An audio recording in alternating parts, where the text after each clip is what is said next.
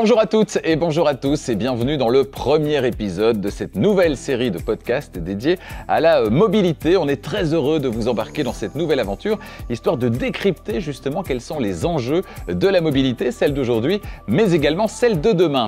On a comme première thématique, une thématique justement qui va intéresser tout le monde, c'est-à-dire les entreprises, mais également les travailleurs. Il s'agit du budget fédéral mobilité. Alors, pour nous éclairer sur son fonctionnement et ses avantages, j'ai avec moi deux experts de Cherval. Il s'agit premièrement de Christophe Janssen, Senior Mobility Leader, et puis Philippe Kahn, Mobility Solutions Expert. Bonjour à tous les deux. Bonjour. Bonjour. Et bonjour à tous. Alors, je vous propose de rentrer sans plus tarder dans le vif du sujet avec vous, Philippe. On va parler de ce budget fédéral mobilité. Qu'est-ce que c'est exactement? Pourquoi a-t-il été mis en place? Voilà, une très bonne question. Le budget de mobilité fédéral a été mis en place il y a environ 5 ans. Et il a été mis en place pour différentes raisons. Une première raison, c'est surtout d'encourager une mobilité plus durable et aussi stimuler la transition vers les véhicules électriques.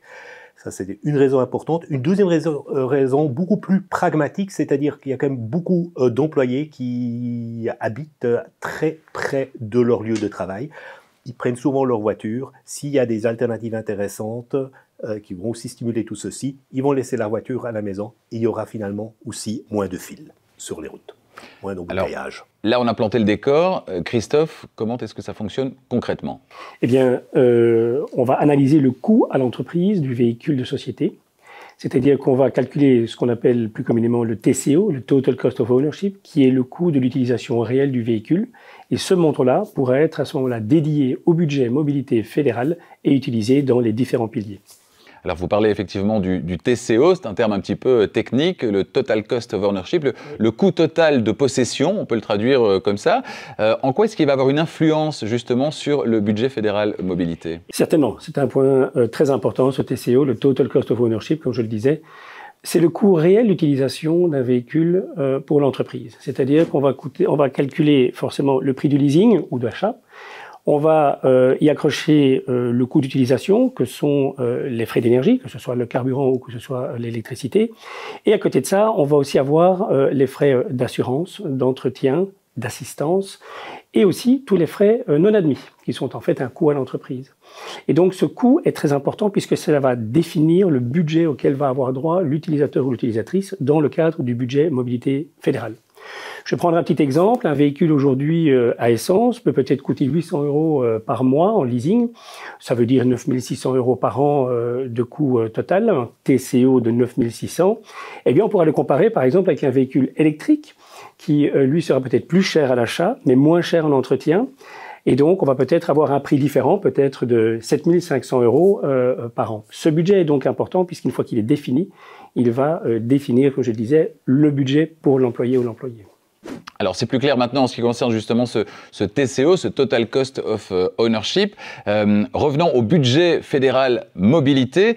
Christophe parlait d'un système basé sur 3 piliers. Je me tourne vers vous, Philippe, maintenant. Quels sont ces 3 piliers précisément? Est-ce que vous pouvez nous les détailler? Absolument. 3 piliers, c'est vraiment ça la base du budget de mobilité fédérale.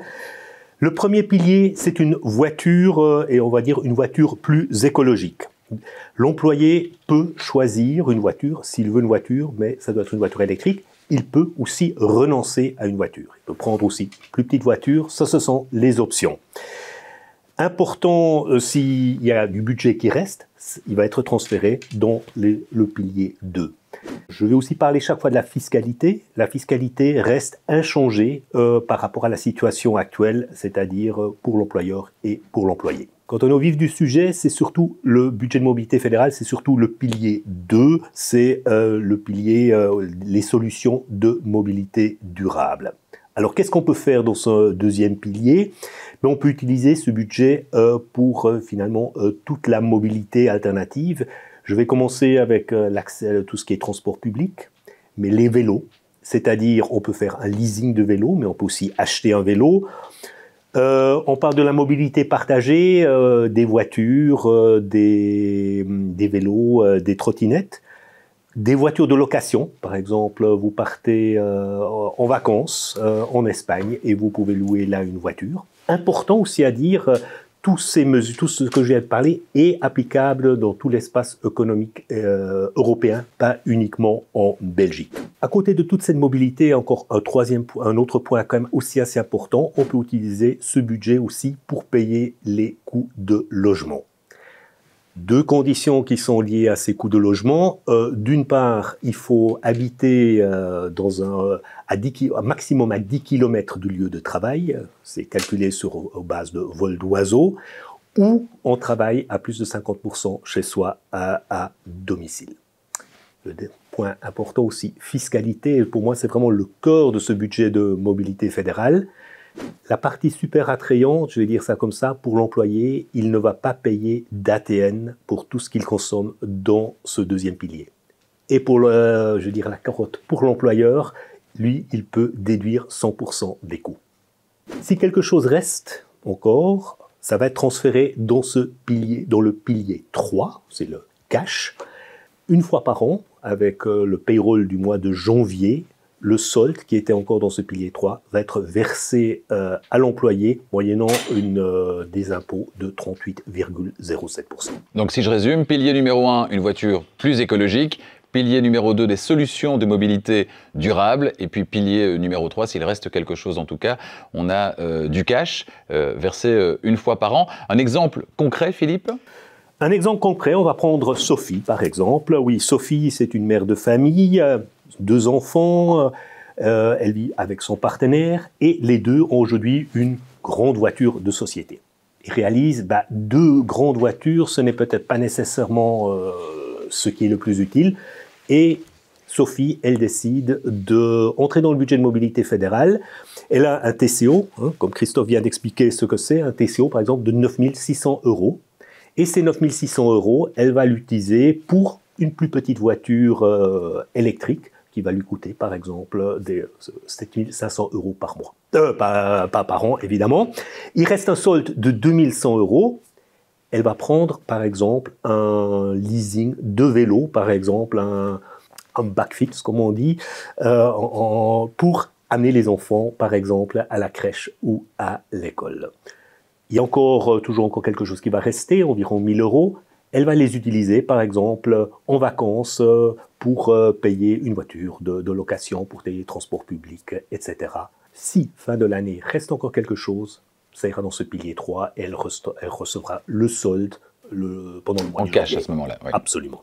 Alors quand je vous entends tous les deux, je me dis mais tout ça est vraiment très intéressant et pourtant toutes les entreprises ne sont pas encore passées au budget fédéral mobilité.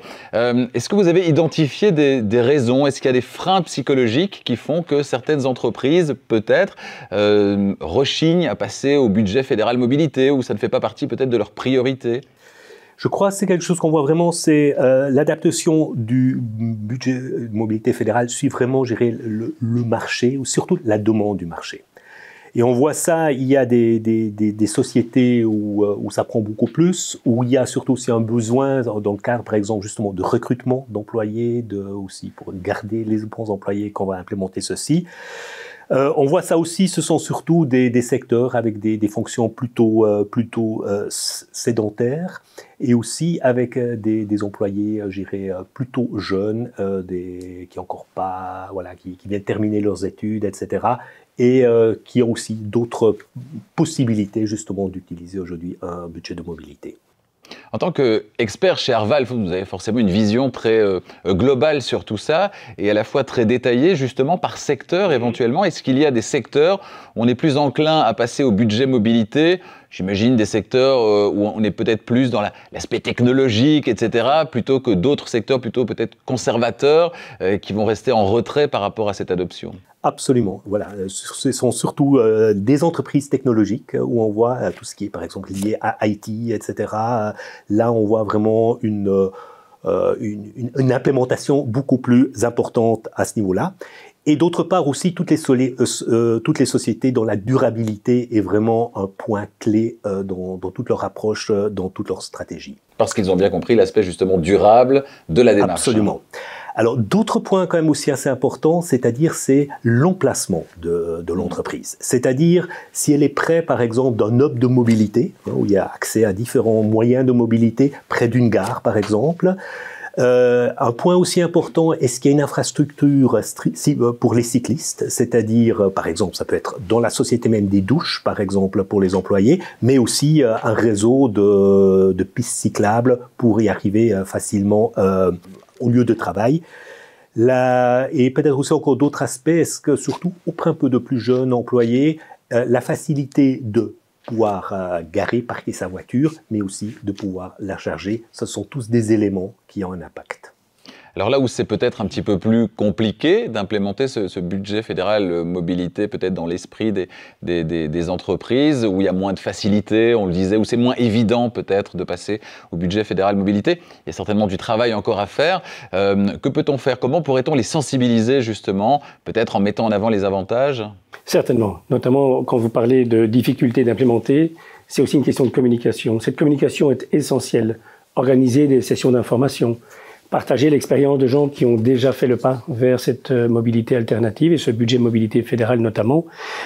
Proposer un accompagnement personnalisé, ce sont tous des leviers très importants pour faciliter justement de pouvoir sauter le pas vers cette mobilité alternative dans l'ensemble de l'entreprise.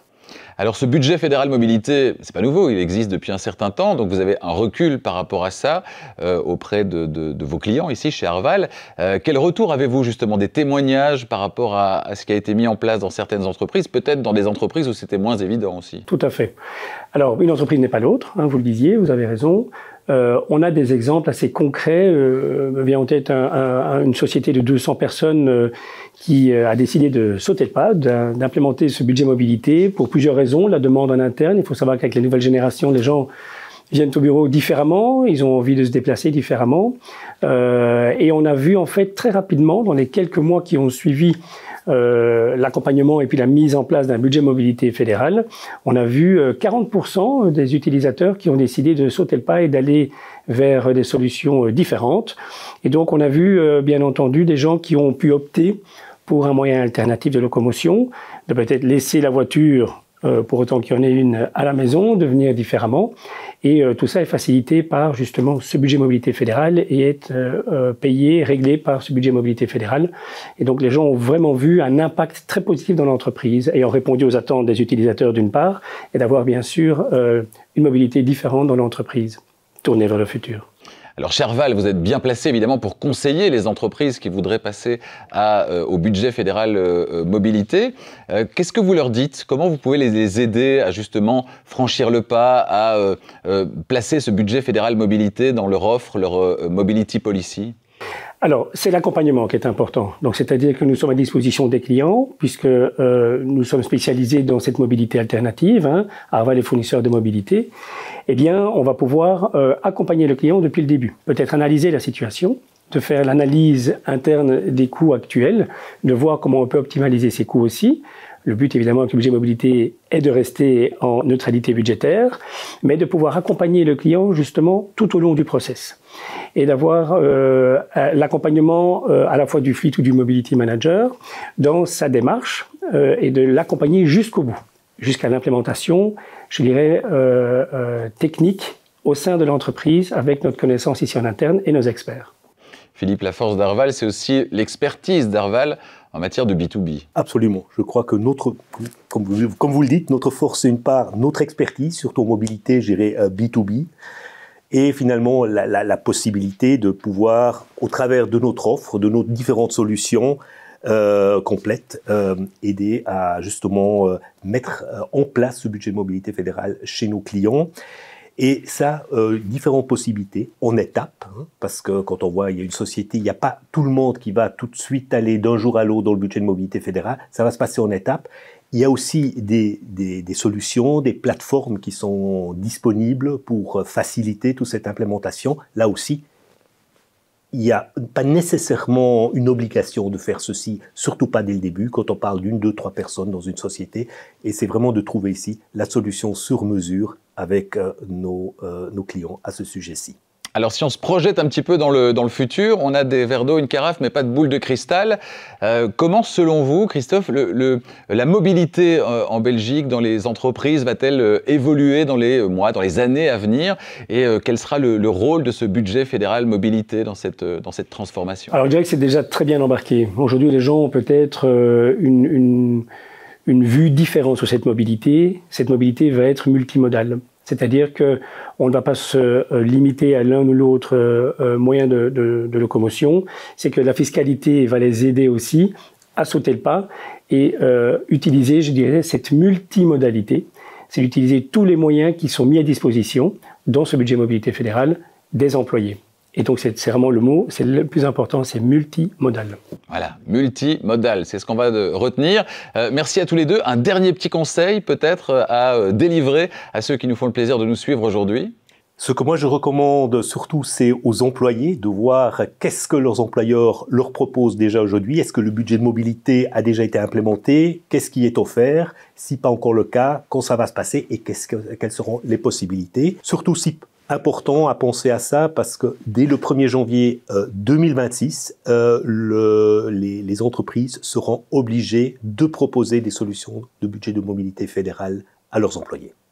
Christophe? Et pour cela, on est à disposition. On reçoit avec très grand plaisir les appels de nos clients. Et si quelqu'un voudrait de l'information sur le budget mobilité fédérale et toute cette mobilité alternative, on est à leur disposition, bien évidemment, chez Arval. Bon, merci. En plus, ils sont sympas. Merci à tous les deux, en tout cas. Merci, Olivier. Merci à vous de nous avoir suivis. Si vous voulez avoir plus d'informations, restez bien fidèles, évidemment, à la chaîne YouTube Arval Belgium. N'oubliez pas de vous abonner, activer la clochette des notifications également. Comme ça, chaque fois qu'il y a une nouvelle vidéo, eh bien, vous en apprendrez davantage et vous recevrez une petite notification, histoire d'être prévenu. N'hésitez pas donc à vous abonner. Suivez nos vidéos. C'est la première, celle-ci, d'une longue série. Et on était très heureux de la passer avec vous. Absolument. Merci Olivier, à bientôt.